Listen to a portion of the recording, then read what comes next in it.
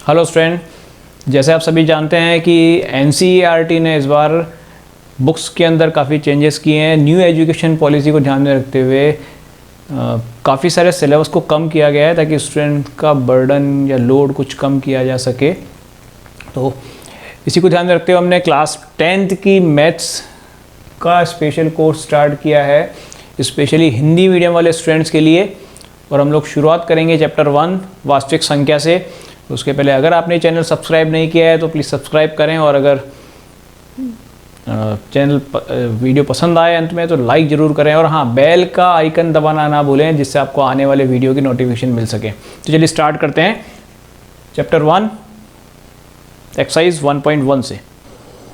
तो शुरुआत करते हैं प्रमेय 1.1 अंकगणित की आधारभूत प्रमेय से। बहुत ही महत्वपूर्ण प्रमेय। क्या कहती है प्रमेय? प्रत्येक भाज्य संख्या तो मतलब जिसमें किसी संख्या का भाग किसी और संख्या का भाग जाता है या जिसमें भाग दिया जाता है वो भाज्य होता है। अभाज्य संख्याओं के गुणनफल के रूप में व्यक्त या गुणनखंडित किया जा सकता है। दैट मीन्स प्रत्येक भाज्य संख्या ऐसी संख्या जिसमें किसी न किसी संख्या का भाग जा रहा है। अब किस संख्या का? एक या खुद के अतिरिक्त किसी और संख्या का भाग जाता है। क्यों? क्योंकि अभाज्य संख्या क्या होती है? वह संख्याएं जिनमें एक या खुद के अतिरिक्त किसी और संख्या का भाग ना जाए वो अभाज्य होती है। एक से बड़ी वह संख्या है, क्योंकि शुरुआत 2 से होती है, न्यूनतम जो सबसे छोटी अभाज्य संख्या 2 होती है। तो एक से बड़ी वह संख्या है जिसमें खुद का या एक का इनके अतिरिक्त किसी और का भाग नहीं जाए। तो दो में 2 का भाग जाएगा या 2 में 1 का भाग जाएगा, तो यह अभाज्य संख्या है। 3, 5, 7, 11, 13, 17, इस तरह से 23, इस तरह से कंटिन्यू चलती जाएगी। तो अभाज्य संख्या, दैट मीन्स प्रत्येक भाज्य संख्या को अभाज्य संख्या के एक गुणनखंड के रूप में व्यक्त किया जा सकता है या गुणनखंडित किया जा सकता है, तथा यह गुणनखंडन अभाज्य गुणनखंडों के आने वाले क्रम के बिना अद्वितीय होता है।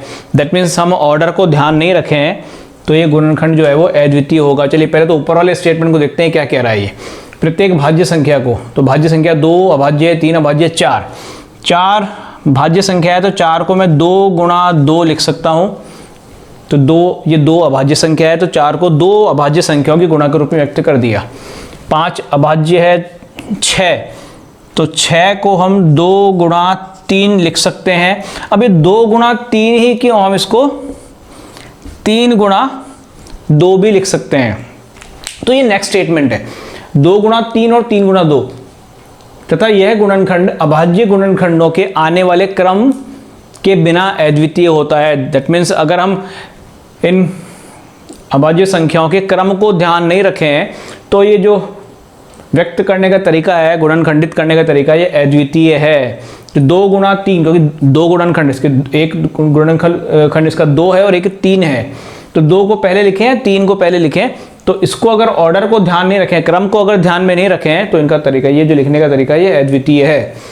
ऐसे ही हम 8 को 2 गुणा 2 में व्यक्त कर सकते हैं। 9 को 3 गुणा 3 लिख सकते हैं। 10 को 2 गुणा 5 लिखा जा सकता है। इस तरह से प्रत्येक भाज्य संख्या को अभाज्य संख्याओं के रूप में गुणनखंडित किया जा सकता है। तो चलिए कुछ एग्जाम्पल देखते हैं। जैसे 35 अगर है तो 5 को 7 से गुणा करने पर आता है, 5 को 7 से या 7 को 5 से, दोनों तरह से लिखा जा सकता है। चलिए अगर हम 210 लें, 210 के गुणनखंड करें तो क्या बनेंगे? शुरुआत हमेशा सबसे छोटी अभाज्य संख्या से करें, या अभाज्य संख्या से ही करें, ज़्यादा अच्छा रहेगा। तो मुझे 2 आसान लग रहा है, 2 का भाग जा रहा है इसमें, 5 का भी जाता है इसमें, क्योंकि इकाई अंक 0 है, 2 का जाएगा, सम संख्या है इसलिए। तो 210 में 105 आएगा, फिर से 5 और 1 6, 3 का भी जाता है और 5 का भी जाता है। 3 का देंगे तो 3 तरीका 9 और 1 10, 3 पंजे 15, तो 35 बार जाएगा।